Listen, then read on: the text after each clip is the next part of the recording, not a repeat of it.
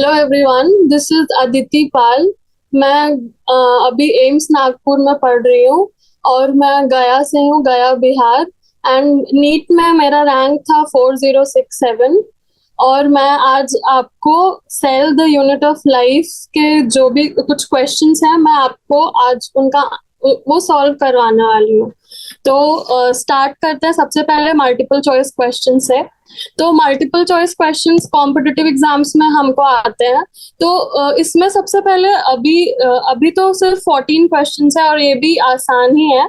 पर जब एग्जाम में क्वेश्चंस आते हैं तो हमको देखना रहता है कि सबसे पहले इसमें से कौन सा हमको अच्छे से आता है, और जो भी अच्छे से आता है उसको पहले कर लेना है। और उसके बाद जो डिफिकल्ट क्वेश्चन है उनको देखना है। और उसमें भी जब अगर ऐसा आप करते हैं कि जो क्वेश्चन आपको पहले अच्छे से आता है वो पहले कर रहे हैं, तो उसमें भी सीक्वेंस आपको देखना है कि आप सीक्वेंस को ऐसे मिसमैच ना करें। जैसे आपको 2 नहीं आता तो आपको देखना है कि 1 के बाद 2 के लिए आप स्पेस छोड़ें। तो अभी वो सब तो ठीक है, अभी हम लोग सॉल्व करना स्टार्ट करते हैं। तो फर्स्ट क्वेश्चन है, a common characteristic feature of plant sieve tube cells and most of the mammalian erythrocytes is। तो सबसे पहले मैमेलियन एरिथ्रोसाइट्स और प्लांट सीव ट्यूब सेल्स ये हमसे पूछ रहा है कि इसमें कॉमन क्या है। तो मैमेलियन एरिथ्रोसाइट्स होता है आरबीसीज। तो ये पूछ रहा है कि आरबीसी और प्लांट सीव ट्यूब सेल्स इसमें कॉमन क्या है।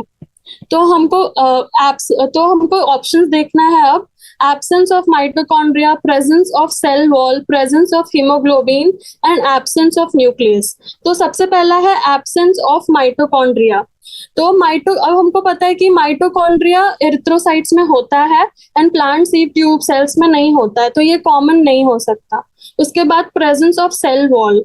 तो सेल वॉल हमारा प्लांट सीव ट्यूब सेल्स में होता है और मैमेलियन एरिथ्रोसाइट्स में भी होता है, तो मैमेलियन एरिथ्रोसाइट्स में नहीं होता है। उसके बाद presence of haemoglobin. Presence of haemoglobin is present in RBCs, ये हमको पता है, पर प्लांट सीव ट्यूब सेल्स में हीमोग्लोबिन नहीं होगा। उसके बाद the last option is absence of nucleus. तो हमको पढ़ाया पता है हमेशा कि आरबीसीज डोंट हैव न्यूक्लियस। मतलब इनिशियली जब आरबीसीज का डेवलपमेंट होता है तो न्यूक्लियस रहता है, फिर धीरे धीरे जब आरबीसीज मैच्योर हो जाते हैं तो न्यूक्लियस डिसअपियर हो जाता है। वैसे ही प्लांट सीव ट्यूब सेल्स में भी न्यूक्लियस नहीं होता है, तो इसका करेक्ट आंसर हो जाएगा हमारा absence of nucleus. Okay, now अभी सेकंड क्वेश्चन पे आते हैं। Select one which is not true for ribosome. तो राइबोसोम आपको इसमें अच्छे से देखना है कि what the question is. Question क्या पूछ रहा है आपसे, ये आपसे ट्रू पूछ रहा है या फॉल्स पूछ रहा है। तो नॉट ट्रू फॉर राइबोसोम मतलब फॉल्स फॉर राइबोसोम। तो हम ऑप्शंस देखेंगे और ऑप्शंस भी अच्छे से पढ़ना है। तो राइबोसोम का स्ट्रक्चर सबको पता है कि ribosome is made up of 2 सब यूनिट्स। वो हम याद भी करते हैं 30S एंड 50S ऐसे करके। तो ribosome is made up of 2 subunits. Then ribosome forms polysome. ये भी हमको पता है कि multiple units attach to the mRNA and form a polysome. उसके बाद द थर्ड ऑप्शन सेम है, मे अटैच टू mRNA, वो mRNA पे अटैच होके ही पॉलीसोम बनेगा। And the last option is have no role in protein synthesis. तो जब भी हम राइबोसोम पढ़ते हैं तो उसका फर्स्ट लाइन पढ़ते हैं कि ribosomes are involved in protein synthesis. तो ये obviously it is false. They absolutely have the most important role in protein synthesis. उसके बाद ये भी हो गया हमारा क्वेश्चन। उसके बाद थर्ड क्वेश्चन है, which one of these is not a eukaryote। तो इसमें हमको ऑप्शंस देखना, Euglena, anabaena, spirogyra and Agaricus. तो इसमें हम कैसे करेंगे, तो सबसे पहले ऑप्शंस देखते हैं। तो इसमें से अगैरिकस हमें पता है कि एक मशरूम है विच फंगाई में आता है and fungi is a eukaryote. उसके बाद स्पाइरोगायरा देखते हैं, तो स्पाइरोगायरा भी यूकैरियोटिक सेल है, ये एल्गी है। उसके बाद एनाबेना क्या है, तो anabaena is a nitrogen fixing bacteria. तो ये बैक्टीरिया है, तो ऑब्वियसली ये यूकैरियोट नहीं होगा। एंड यूग्लिना यूग्लिना यूग्लिना हम पढ़ते हैं कि ये फोटोसिंथेसिस करता है and it is a eukaryote. तो सही इसमें आपका हो जाएगा एनाबिना, जो कि एक नाइट्रोजन फिक्सिंग बैक्टीरिया है।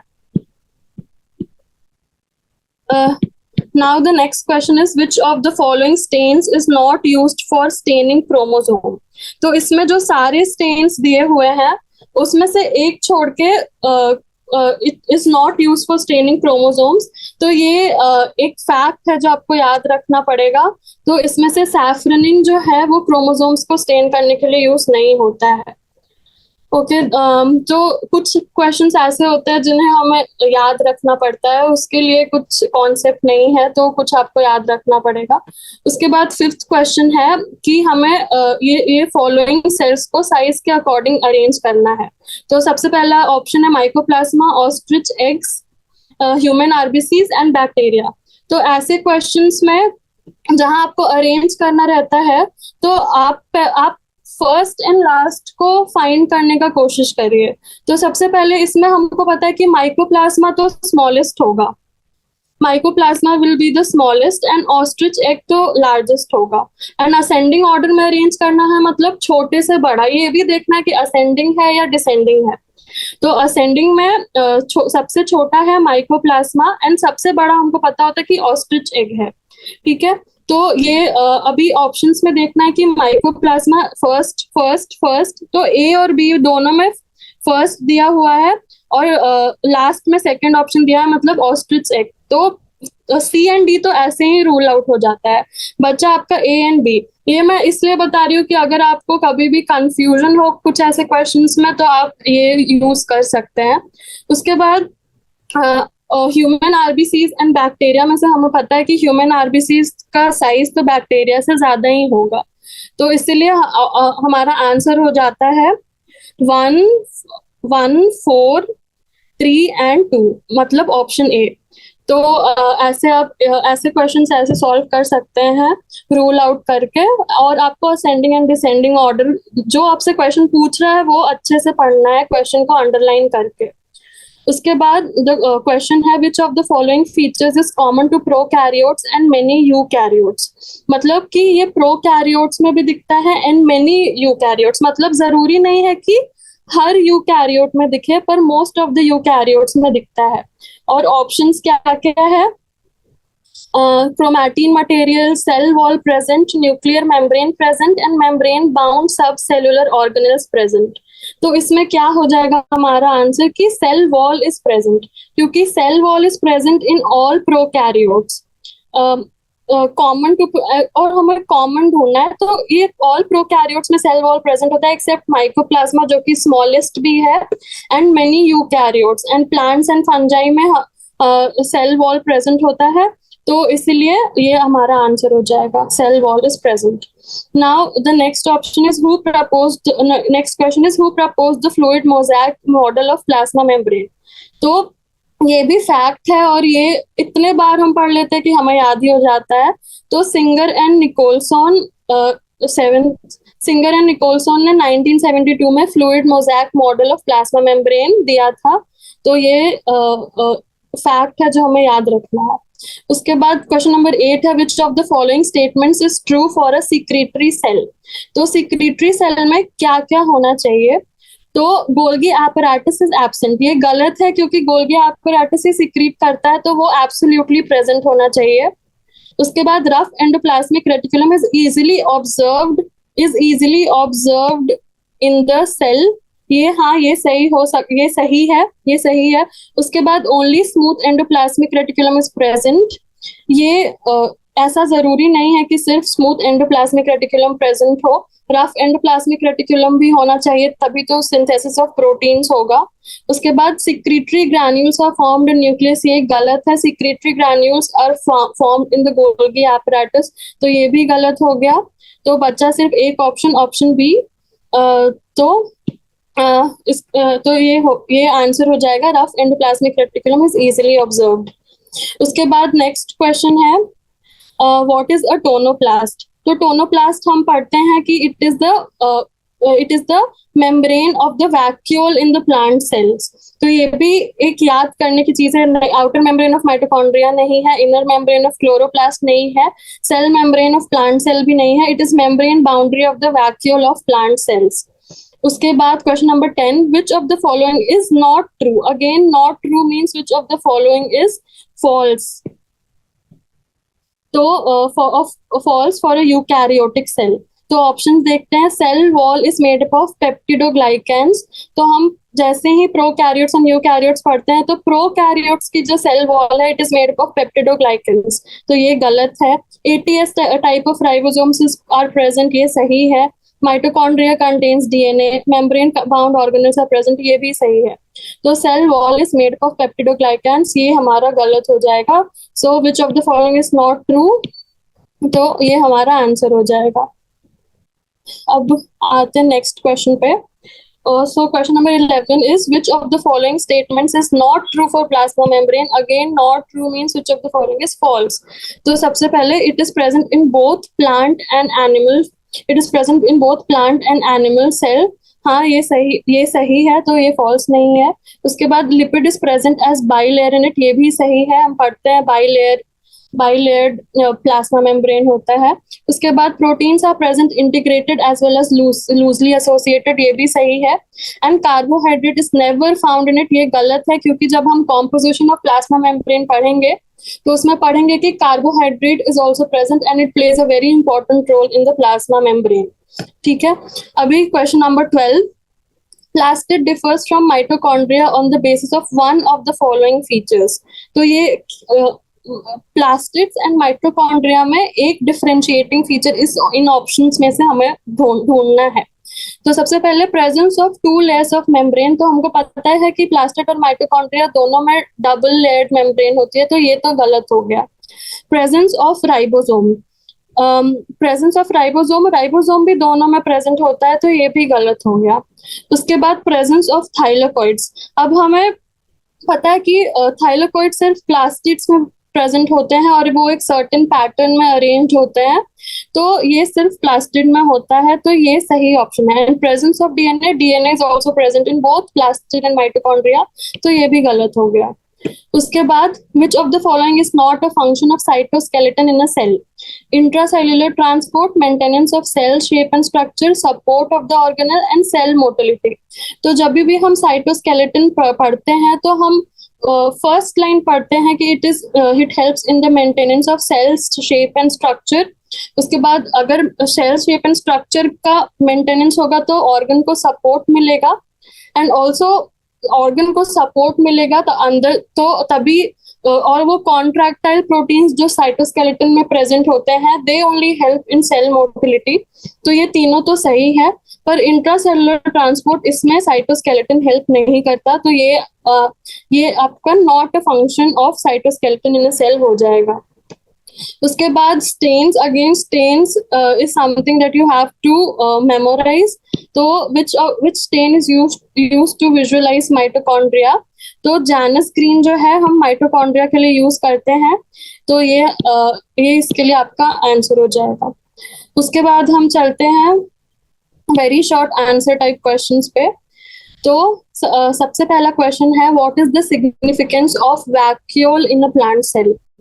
तो वैक्यूल सबसे पहले एक ऑर्गेनेल होता है प्लांट सेल में भी होता है एंड एनिमल सेल में भी होता है। पर जो what is the difference between vacuole in a plant cell and animal cell? तो जो प्लांट सेल का वैक्यूल है वो काफी ज्यादा इनलार्ज हो सकता है। तो प्लांट सेल में वैक्यूल का क्या क्या काम है? तो ये very short answer type questions है, तो इसमें आपको जो एमसीक्यू में जैसे आप 1 वर्ड में आंसर लिखते हैं, इसमें आपको उसी 1 वर्ड को थोड़ा सा एक्सपैंड करके 2-3 लाइन्स में लिखना है या 2 लाइन्स में लिखना है। तो सबसे पहला सिग्निफिकेंस ऑफ वैक्यूल में आप 2-3 पॉइंट्स लिख सकते हैं। So vacuole helps in the storage, waste disposal and cell elongation and protection in a plant cell. तो जब भी प्लांट सेल का वैक्यूल पहले तो बड़ा होता है एनिमल सेल से, और बड़ा है तो वो उसमें स्टोरेज में हेल्प कर सकता है, वेस्ट डिस्पोजल में हेल्प कर सकता है, सेल को बड़ा करने में हेल्प कर सकता है, एंड ऑल्सो प्रोटेक्शन में हेल्प कर सकता है। जब लाइक हम पढ़ते हैं कि प्लांट सेल्स स्वेल हो जाते हैं, तो उस समय whenever they are put in hypotonic solution, तो उसमें ये हेल्प करता है। And then the next question is what does S refer in a 70S and 80S ribosome? अब हमें पता है कि 70S राइबोसोम्स प्रोकैरियोट्स में होते हैं, 80S राइबोसोम्स यूकैरियोट्स में होते हैं। अब ये 70S एंड 80S में S क्या है? तो S stands for Svedberg's unit और सेडिमेंटेशन कोएफिशिएंट। अब ये सेडिमेंटेशन कोएफिशिएंट क्या है? तो जो सेडिमेंटेशन कोएफिशिएंट है ये क्या डिपेक्ट करता है? तो एक प्रोसेस होती है ultra centrifugation. Centrifugation basically means किसी मॉलिक्यूल को बहुत फास्ट स्पीड पे रोटेट करना, और रोटेट करने के बाद कुछ चीजें सेटल हो जाती है एज सेडिमेंट। ठीक है, तो ये स्वेडबर्ग्स यूनिट हमें बताता है कि how fast a cell organelle sediments during the ultracentrifugation. तो जितने जल्दी वो जितना ज्यादा हैवी होगा वो सेल, उतना ज्यादा उसको टाइम लगेगा सेडिमेंट होने में। तो और इसका जो एस का वैल्यू होता है, it is equal to 10⁻⁻13 seconds. आप जितने ज्यादा भारी होंगे उतना ज्यादा आपको सेडिमेंट होने में टाइम लगेगा। तो इसीलिए in cells heavier the structure, higher is the sedimentation coefficient, and sedimentation coefficient depicts that how fast a cell organelle sediments during the process of ultracentrifugation. And S का full form या meaning जो भी आप कह रहे हैं, Svedberg's unit. Okay, so the next question is abhi mention a single membrane bound organelle which is rich in hydrolytic enzymes. So hydrolytic enzymes में हम पढ़ते हैं कि lysozyme is rich in hydrolytic enzymes and इसका it also has a single membrane. Hydrolytic enzymes मतलब जो कि digestion में help करे, हाइड्रोलेजेस होते हैं इसमें। तो जब भी सेल को जरूरत है तो lysosomes release these enzymes and help in digestion of the cell. तो लाइसोसोम में हाइड्रोलिटिक एंजाइम्स होते हैं। तो इसमें इतना ही आपको लिखना है। उसके बाद the next question is what are gas vacuoles and state their functions. तो गैस वैक्यूल्स क्या होते हैं? गैस, इनके नाम से ही पता चल रहा है, gas and vacuole means a number of gas vesicles have coalesced, मतलब बहुत सारे गैस वेसाइकल्स एक साथ आके एक गैस वैक्यूल बनाते हैं। तो अब किसी भी चीज में गैस भरेगी तो ऑब्वियसली वो लाइट हो जाएगा, मतलब वो फ्लोट करने लगेगा। तो और ये होते हैं ये प्रेजेंट होते हैं in some bacteria and they help. और आप अभी जो वेसाइकल्स है उसमें गैस अंदर आ सकती है या बाहर जा सकती है। तो जब गैस अंदर आएगी तो वो मॉलिक्यूल, तो वो सेल हल्का हो जाएगा, और हल्का हो जाने की वजह से वो फ्लोट करने लगेगा। तो ऐसे हम यार गैस वैक्यूल्स नाम सुन के पहला point, they are present in bacteria, उसके अंदर इन्फ्लेशन एंड डिफ्लेशन है। कभी गैस फिल हो जाएगी तो बैक्टीरिया लाइट हो जाएगा एंड फ्लोट करने लगेगा। तो so this is the function of gas vacuoles.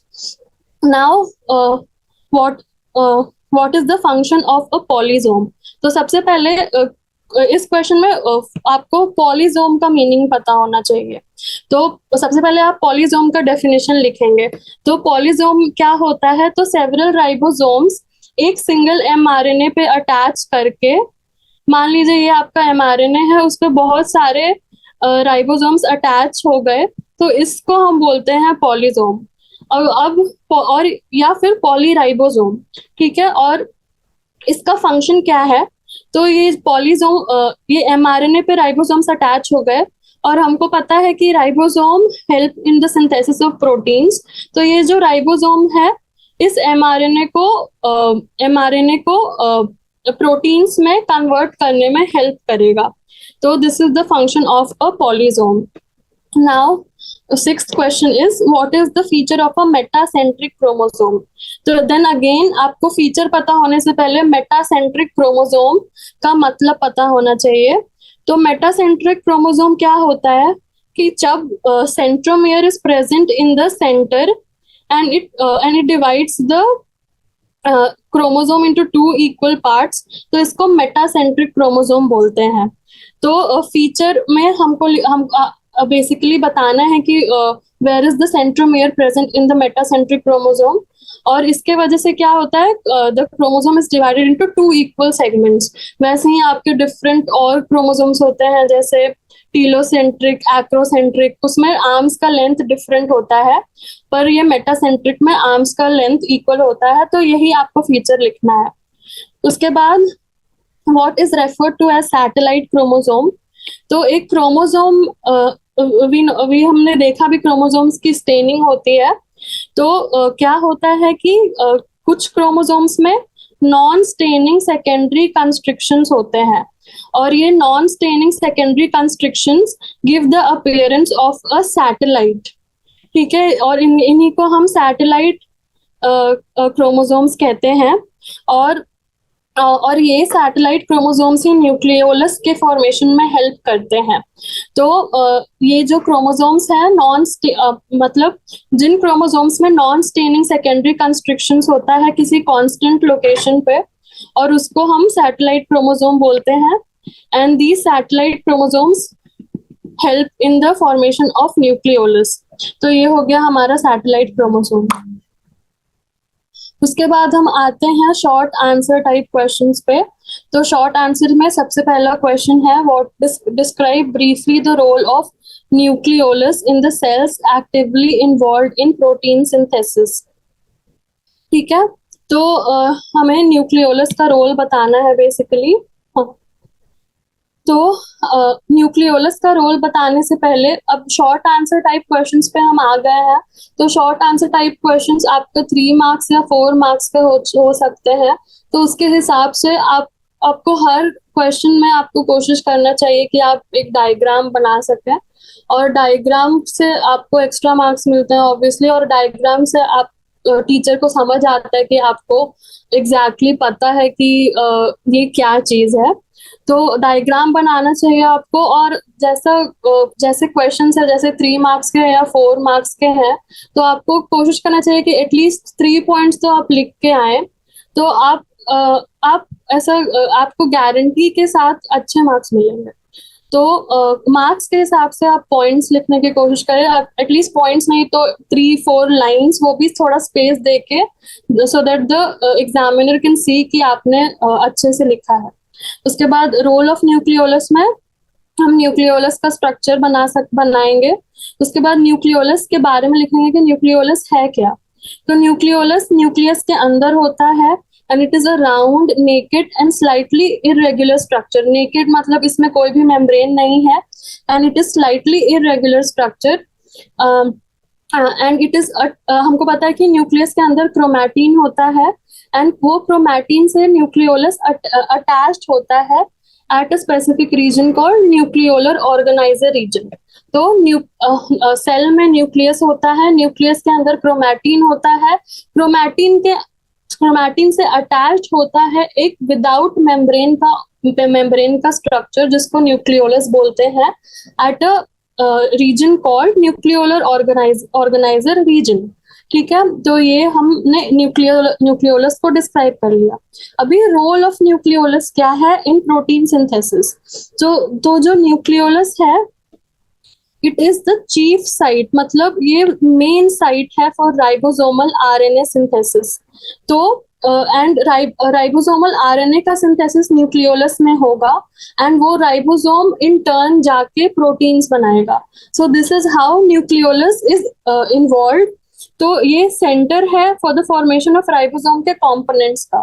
तो जब तक राइबोसोम सिंथेसिस नहीं होगा, तो basically nucleolus will help in the मतलब ribosomal RNA synthesis, ribosome and components of ribosomes, which will finally help in the synthesis of proteins.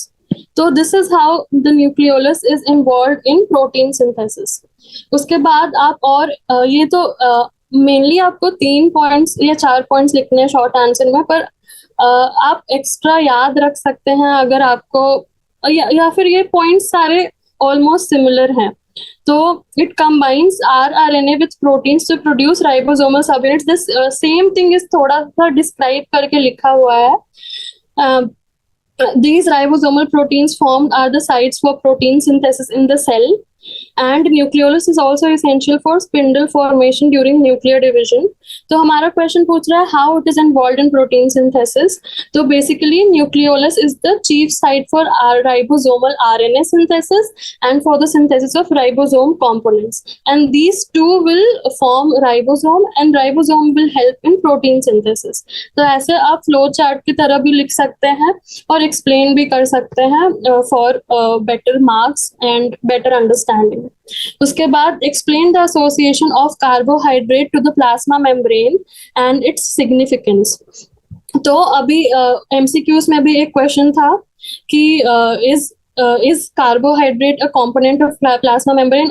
Of course it is a component, and it has a lot of significance in the plasma membrane. So we can see यहाँ पे plasma membrane का फिर से structure बना हुआ है, and plasma membrane is composed of a lipid bilayer, और हमें पता है कि कुछ ग्लाइकोप्रोटीन्स होते हैं एंड ओलिगोसैकेराइड्स। सो बेसिकली जो ग्लाइकोप्रोटीन्स एंड ओलिगोसैकेराइड्स है, जो ओलिगोसैकेराइड्स जो प्रेजेंट है, the branched and unbranched chains of oligosaccharides associated with lipids or proteins by the process of glycosylation. तो ये जो ग्लाइकोलिपिड्स एंड ग्लाइकोप्रोटीन्स में जो ये पार्ट है, it is basically carbohydrate only. तो इस तरह से in the form of glycolipids and glycoproteins ये प्लाज्मा मेम्ब्रेन में प्रेजेंट होते हैं। तो सबसे पहले एसोसिएशन हो गया कि carbohydrates how it is associated to the plasma membrane. तो the branched and unbranched chains of oligosaccharides, they are associated with either proteins or lipids. तो जब प्रोटीन्स के साथ होगा तो ग्लाइकोप्रोटीन्स हो जाएगा, एंड जब लिपिड्स के साथ होगा तो ग्लाइकोलिपिड्स हो जाएगा। So these glycoproteins and glycolipids are present in the plasma membrane. अब ये तो हमें समझ में आ गया कि कार्बोहाइड्रेट्स प्रेजेंट कहाँ पे है प्लाज्मा मेम्ब्रेन में। अब इसका सिग्निफिकेंस क्या है?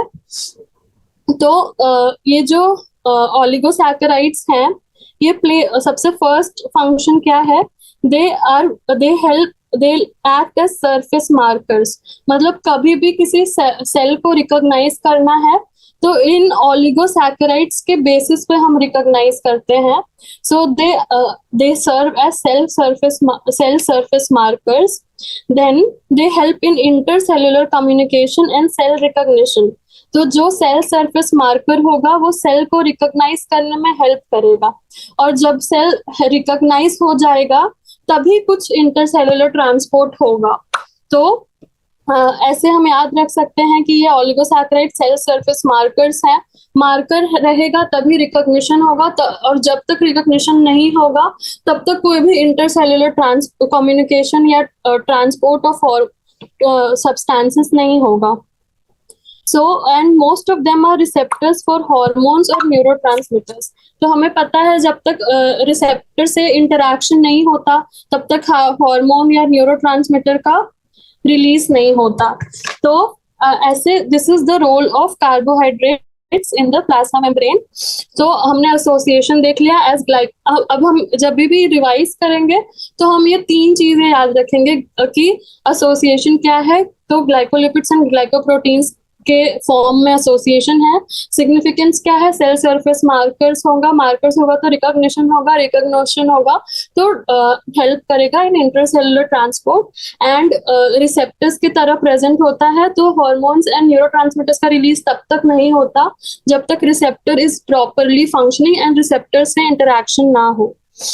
उसके बाद हम आते हैं comment on the cartwheel structure of centriole. तो सबसे पहले हम सेंट्रियोल का फिर से डायग्राम बनाएंगे, और सेंट्रियोल का डायग्राम बनाने के बाद हम एक्सप्लेन, इसमें मेनली आप जब भी किसी के स्ट्रक्चर पे कमेंट करना है तो आपको सबसे पहले डायग्राम बनाना है। तो अभी सेंट्रियोल्स कहाँ प्रेजेंट होते हैं, तो centrioles are present in the centrosome, and centrosome में टू सेंट्रियोल्स प्रेजेंट होते हैं। तो each centrosome has two cylindrical structures called centrioles. तो ये जो सेंट्रियोल्स हैं, इसके अराउंड पेरीसेंट्रियोलर मटेरियल प्रेजेंट होता है।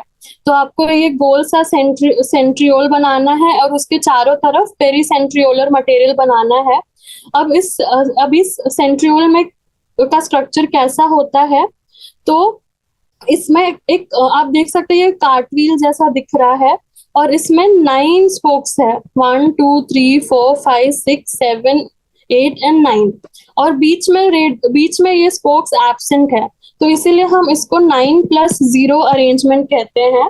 सो सबसे पहले आपको लिखना है कि it has each centrosome has 2 centrioles and these are surrounded by, second line हो गया, they are surrounded by amorphous pericentriolar material। उसके बाद थर्ड लाइन हो गया कि ये जो 2 सेंट्रियोल है they will be present perpendicular to each other in the centrosome, और उसके बाद जो हर सेंट्रियोल है उसमें 9 पेरिफेरल फिब्रिल्स होगा जो हमने अभी काउंट किया, और बीच में ये एब्सेंट होगा, तो 9+0 अरेंजमेंट होगा। उसके बाद हम देख सकते हैं कि ये ईच फिब्रिल में ये 3 सब फाइबर्स हैं, और 3 सब फाइबर्स की वजह से इसको हम ट्रिपलेट फिब्रिल भी कहते हैं। एंड जो ये सेंट्रियोल्स है they form the basal body of cilia and flagella. तो आपको इसमें रेडियल स्पोक्स बनाने हैं 9, बीच में रेडियल स्पोक्स एब्सेंट होंगे, एंड यहाँ पे 3 सब फाइब्रिल्स बनाना है, और इसके वजह से इसको ट्रिपलेट फिब्रिल कहते हैं। उसके बाद आपको लिखना है ये 3-4 पॉइंट्स हो गए इसमें आपके, and they form the basal body of cilia and flagella. हमें पता है कि सीलिया एंड फ्लैजिला में बेसल बॉडी और हुक होता है, तो उसमें से बेसल बॉडी बनाता है सेंट्रियोल्स। उसके बाद क्वेश्चन नंबर 4 है briefly describe the cell theory. तो सेल थ्योरी हमें पता है कि श्लीडन एंड श्वान ने सेल थ्योरी दी थी। आपको ईयर याद रखने की उतनी जरूरत नहीं है, श्लीडन एंड श्वान ने सेल थ्योरी दी थी, और हमें इसे डिस्क्राइब करना है जैसे उन्होंने डिस्क्राइब किया था। तो ये 2 स्टेटमेंट्स आपको बहुत अच्छे से याद होने चाहिए। तो all living beings are made up of cells and products form by the cells. तो जो सारे लिविंग ऑर्गेनिजम्स हैं वो ऑब्वियसली सेल्स से बने होते हैं, and the products form by the cells. तो ये आपको अच्छे से याद रखना है, all living beings are made up of cells and products form by the cells. Products form by the cells मतलब टिश्यूज, ऑर्गन्स। तो और the second statement is that cells are the structural and functional unit of life. ये तो सबको याद रहता है। तो पहला, all living organisms are made up of cells and products of cells, and cells are the structural and functional units of life. उसके बाद पर जो श्लीडन एंड श्वान ने जो सेल थ्योरी दी थी वो ये तो एक्सप्लेन नहीं कर पा रही थी कि सेल्स आते कहाँ से हैं। तो ये हमें एक्सप्लेन किया वर्को ने, रुडोल्फ वर्को, और उसने ये स्टेटमेंट दिया कि ओमनिस सेल्यूला ई सेल्यूला, मतलब all cells arise from pre existing cells. तो जो सेल्स है, जो प्री एग्जिस्टिंग सेल्स है, वही न्यू सेल्स को उन्हीं के द्वारा न्यू सेल्स का प्रोडक्शन होता है। तो उसने मॉडर्न सेल थ्योरी दिया, एंड मॉडर्न सेल थ्योरी में उसने क्या बोला कि all living organisms are composed of cells and products of cells. ये तो सिमिलर स्टेटमेंट है। सेकंड स्टेटमेंट उसने दिया कि all cells arise from pre existing cells. So जब भी सेल थ्योरी लिखेंगे तो हम पहले old cell theory by Schleiden and Schwann लिखेंगे, एंड उसमें वर्को का कंट्रीब्यूशन लिखेंगे कि all cells arise from pre existing cells. So इसमें जो वायरसेस हैं they are exception to the cell theory because they are not composed of cell. So हम जब आगे जब वायरसेस के बारे में पढ़ेंगे तो हम उसमें पढ़ेंगे कि they are not composed of cells. तो जब सेल्स ही नहीं है तो सेल थ्योरी इस पर ऑब्वियसली एप्लीकेबल नहीं होगा। तो ये आपको एक चीज याद रखना है कि viruses are an exception to cell theory, और स्लीडन सेल थ्योरी में हमेशा ओल्ड एंड न्यू दोनों को लिखना है, एंड न्यू में contribution made by Rudolf work को लिखना है। उसके बाद क्वेश्चन नंबर 5 है, differentiate between rough endoplasmic reticulum and smooth endoplasmic reticulum. तो सबसे पहले एंडोप्लाज्मिक रेटिकुलम क्या है?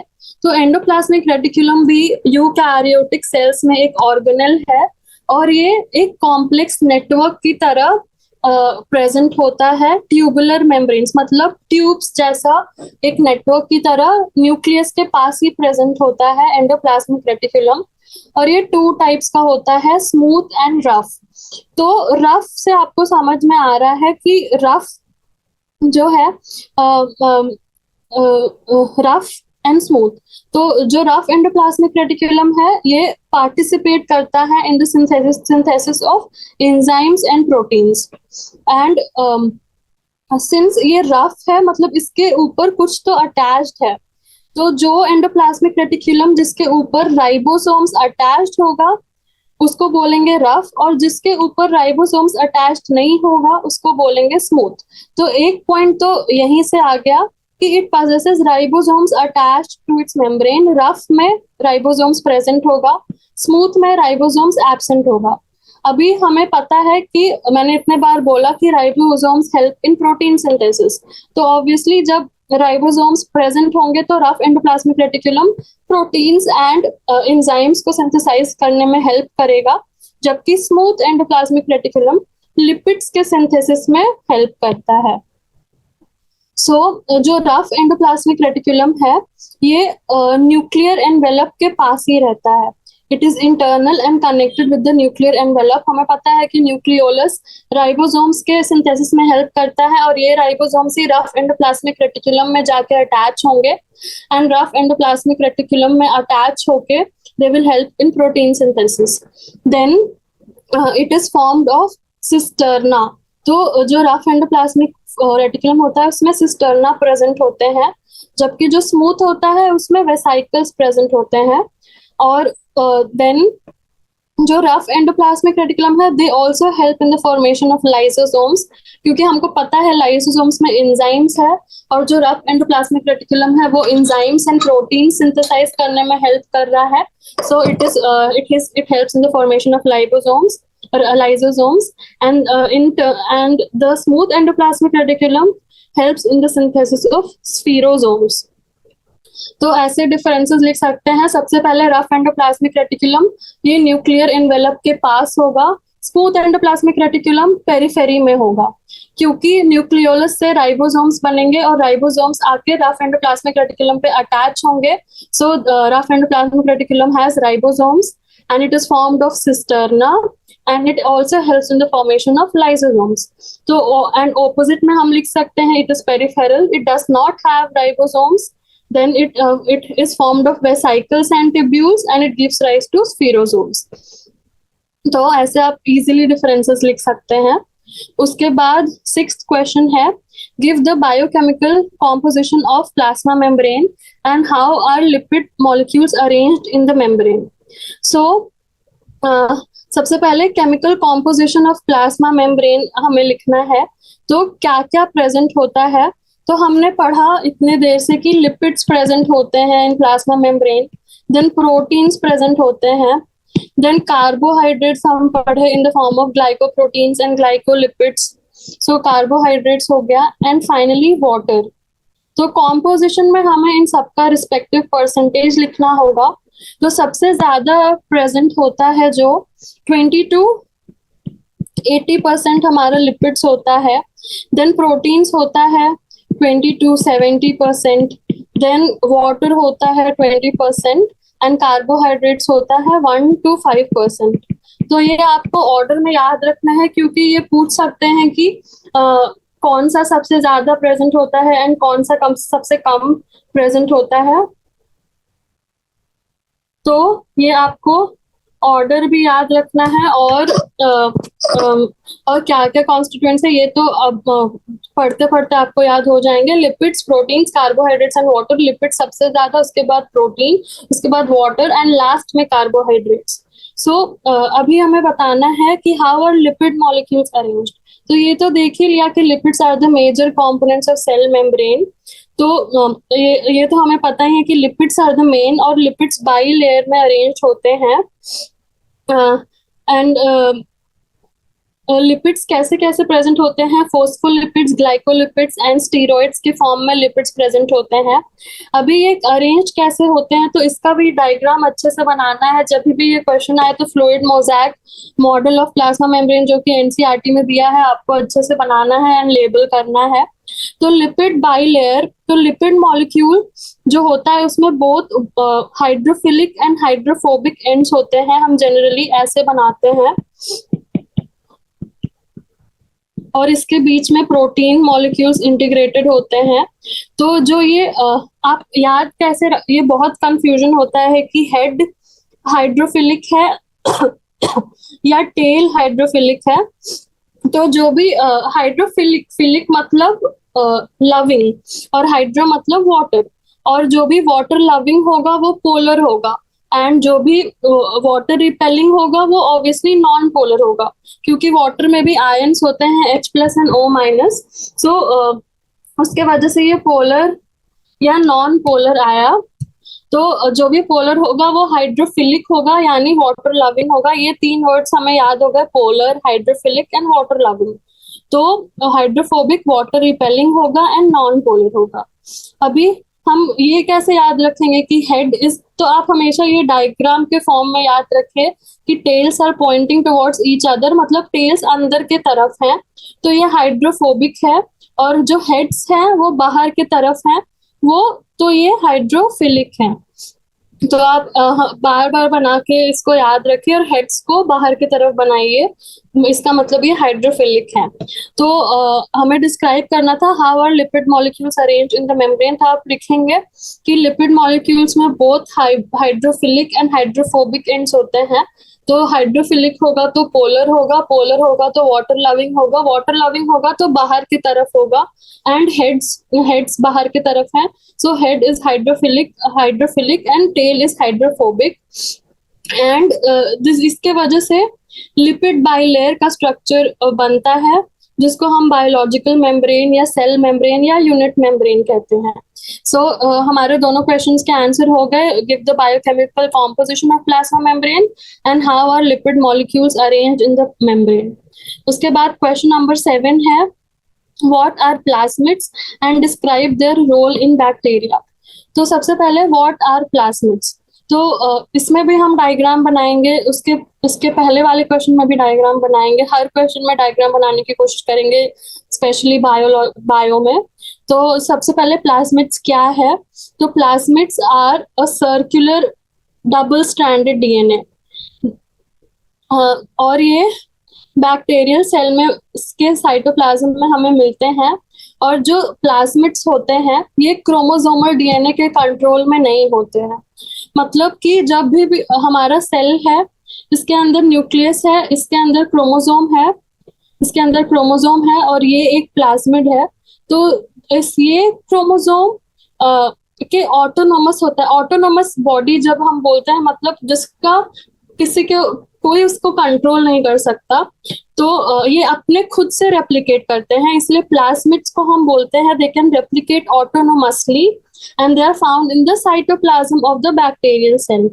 और ये जो है क्रोमोसोम के साथ नहीं होते पर सेपरेटेड होते हैं, लेकिन कभी कभी ये क्रोमोसोम से टेम्पोररली अटैच हो जाते हैं एंड रेप्लिकेट कर सकते हैं, ये भी इनकी मर्जी है।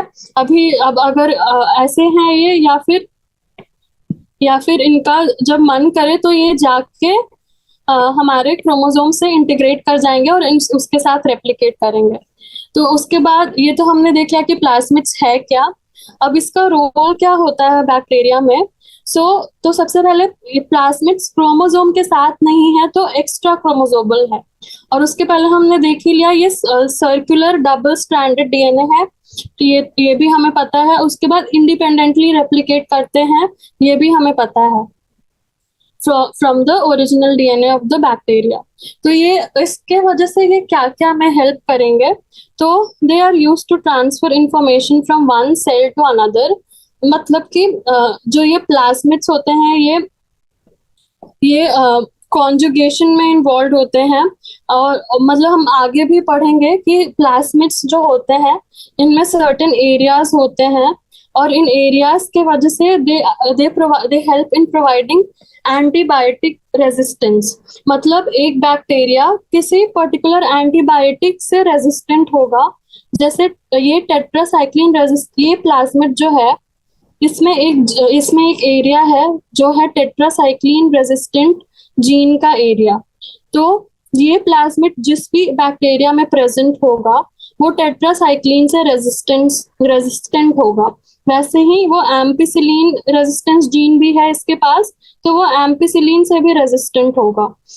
तो प्लाज्मिड्स में कुछ ऐसे एरियाज होते हैं जो help in providing antibiotic resistance to the bacteria.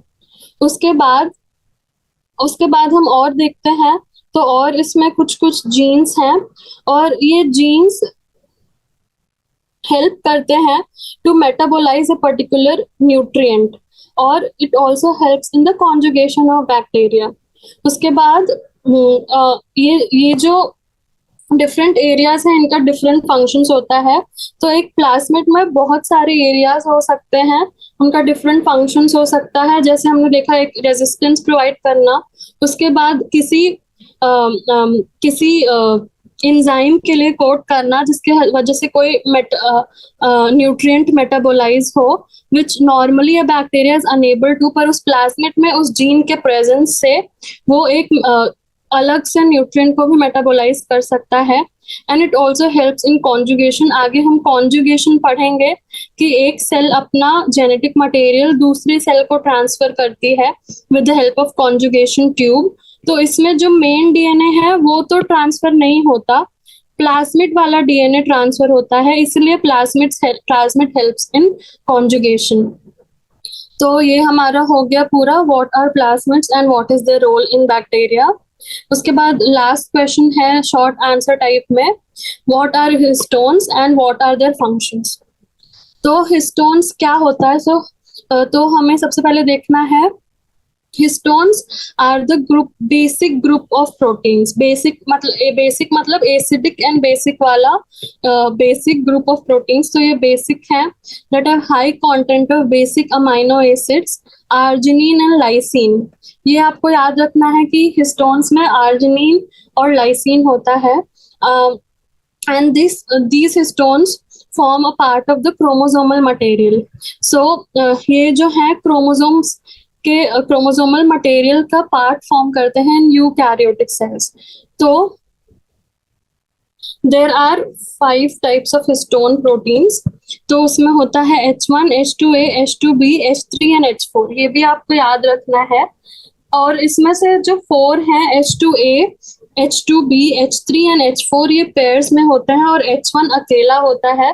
तो आप ऐसे याद रख सकते हैं H1 इज 1, तो 1 वाला अकेला है, बाकी सब पेयर्स में है। एंड ये पेयर्स में टू प्रोड्यूस, तो जो पेयर्स में है 4 पेयर में है तो ये ऑक्टामर फॉर्म करेंगे कॉल्ड न्यू बॉडी और कोर ऑफ न्यूक्लियोसोम। ठीक है, तो एक ये जो 4 हिस्टोन है H2, H3, H2A, H2B, H3 and H4 ये पेयर्स में होते हैं, एंड ये ऑक्टामर फॉर्म करेंगे कॉल्ड न्यू बॉडी और द कोर ऑफ न्यूक्लियोसोम। ठीक है, तो ये आपको दिख रहा है,